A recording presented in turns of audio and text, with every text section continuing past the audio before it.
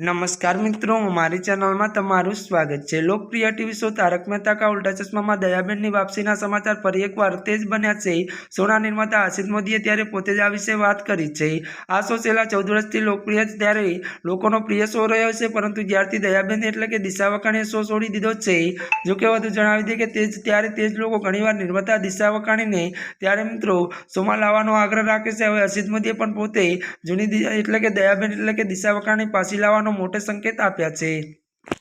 आ शोना त्यारे तारक मेहता का उल्टा चश्मा में समाचार था कि हर्षित मोदी एटले के हर्षित कुमार मोदीए त्यारे शो में एक नवी दयाबेन लाववाना छे अने ते पण काम पण शरू थई गयुं छे। हवे हालमां हर्षित मोदीए संकेत आप्यो छे कि दयाबेननी वापसी पर गंभीरताथी काम चाली रह्युं छे।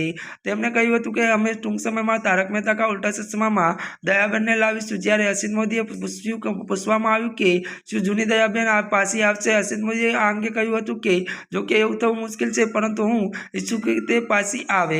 વધુ જણાવી દઈએ કે શોમાં દયાબેન અંગે હર્ષિત મોદીએ અગાઉ કહ્યું હતું કે જો દિશા વકાણી શોમાં નહીં આવે તો તેઓ બીજી દયાબેનને લાવવાની યોજના બનાવશે। શક્ય છે કે ટૂંક સમયમાં શોમાં નવી દયાબેન દેખાય અથવા જૂની દયાબેન પરત ફરશે।